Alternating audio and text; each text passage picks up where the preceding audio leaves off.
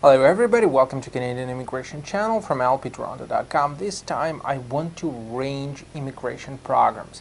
So from the easiest ones to the most difficult ones. Of course it's highly subjective, but I will try to sort of give you an idea how we work on this list and what it means for all of you. Because from time to time I'm asked a simple question like, what would be the easiest immigration program? So out of the programs which are suitable for me to immigrate to Canada, which one would work easier, faster, better, etc.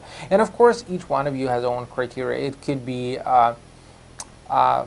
duration of the program, it could be whether the program requires high level of English or French, or something else and else and else and else.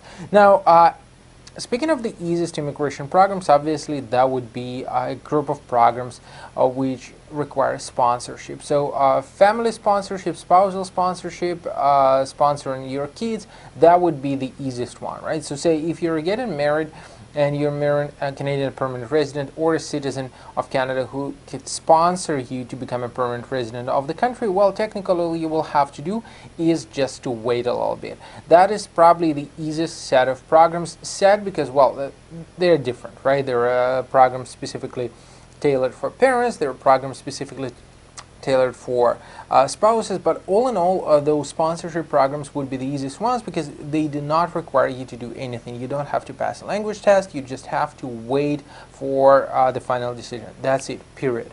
Now, the second one probably would be express entry system, and when I'm talking about express entry system, obviously express entry is not an immigration program, so speaking of which, I would say it would be federal skilled workers. So you meet the minimum requirements: language, education, work experience, your age, right? And out of those four combined, you got your human capital, which will allow you to apply through express entry system. And if your score is high enough, welcome on board, right? Make sure that you pass your medicals, make sure that all your personal history is in line, and you could successfully apply.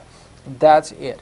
Now, provincial programs which are connected to express entry system, that's another story. They make things more complicated, and we'll talk of them a little bit later, but I would say they would be number 3 in my list. So express entry plus provincial programs would be my third choice when we're talking about difficulty, right? Because apart from just meeting the minimum requirements of of federal skilled worker program through express entry system, you would have to get additional points, and those additional points which you could get from provincial programs, meaning that you would have to meet the requirements of the province, meaning that you should be lucky enough to apply, or you should be diligent enough to go to an external session of the program, talk to officers if necessary, meet all of the requirements of the province, get 600 points, get back to express entry system, and follow the steps, so on.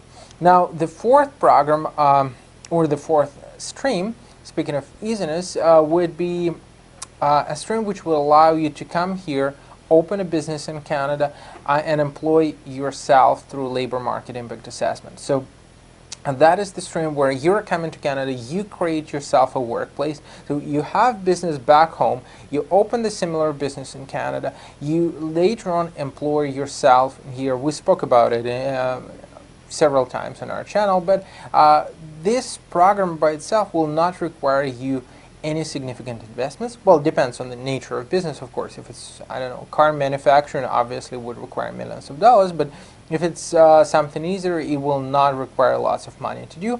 And quite honestly, it's not the most difficult immigration program, so it's somewhere in the middle. Next would be studies. I put studies after opening your own business because you have to come for studies. You have to be diligent selecting your academic institution. You have to be very careful selecting the program so you are not refused. Now you have to come in, you got to make sure that you successfully graduate, and studying in Canada would be way probably more difficult than studying it back home in your country. Now, after graduation, you have to secure employment, you have to apply for immigration later on, and it could be either through provincial program or one of the federal streams. So education would be, in my personal view, more complicated, just given the fact that you could fail at any given stage. Maybe studies would be way too difficult, something else would go wrong, you haven't planned everything correctly, and the program of study was not selected carefully, so you're having difficulties finding employment. and so on and so on and so on, right? So studies would be more complicated in my personal view than just opening a business in Canada or applying directly through Express Entry Stream. Now, next after studies would be a way where people come in here and looking for an employer, looking for somebody who's sponsoring them. Now, that is quite complicated because, well, not every employer would be happy to provide sponsorship to you. Your occupation might be regulated, so it could be quite difficult for an employer to prove to immigration authorities that they need you, and so on and so on and so on and so on. So that way, where you're coming in a temporary status, you do not have permission to work, and you're asking for this permission through employment sponsorship, and you have to find this employer, plus given the number of crooks who will try to sell you this employment position and disappear later on with your money, I would say this is quite challenging solution. Now, next in our list of difficulties, I would say would be provincial business streams. They are challenging because most of them would require you to visit the province. It's not always easy to get a visa this way. They would require you to present your business plan to immigration authorities, sometimes to present this business plan to a business community. You would have to speak to an officer, maybe once, maybe twice. Those would require you sometimes significant investment of money, or they would require you to prove where money are coming from, prove your work experience. You have to have experience in certain areas.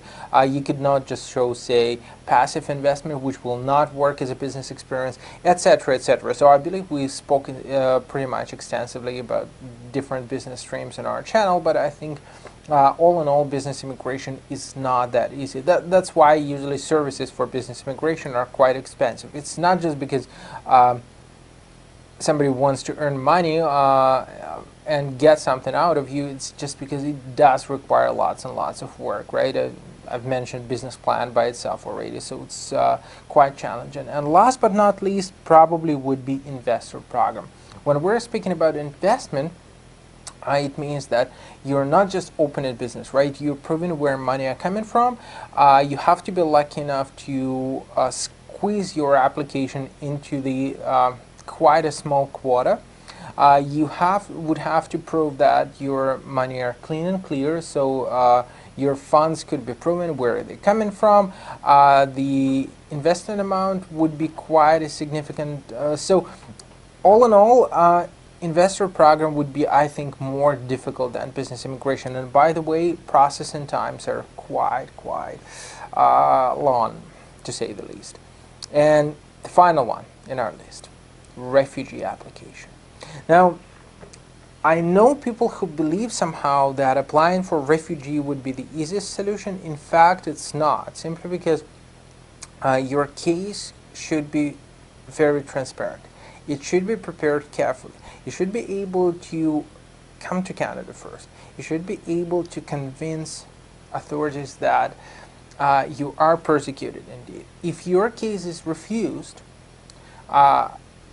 appealing is possible, but in 90% of the cases it will not lead to a positive decision. So all in all, you would have to leave the country, and it will probably end up in a situation where you cannot apply for anything else. I mean, technically you could apply for other immigration streams, but again, in 95% of cases, refusal in refugee application would mean that Canada is closed for you, like completely and entirely. So I would say refugee is the final stance. It's not the way which I would recommend our clients to go. I know it's very easy, and lots of people who come here, they think, well, why not, right? We'll just come up with a story that, I don't know, I'm gay, or I've been persecuted in my home country, I cannot get back. But look, immigration authorities, they know what's going on. They have very extensive means of proving how things are actually working. They know how to deal with such cases. So usually if the case is fake, if it's not strong enough,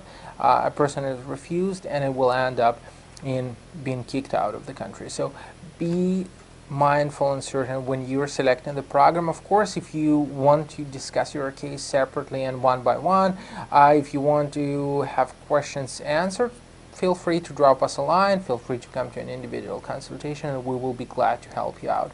And of course, subscribe for the channel.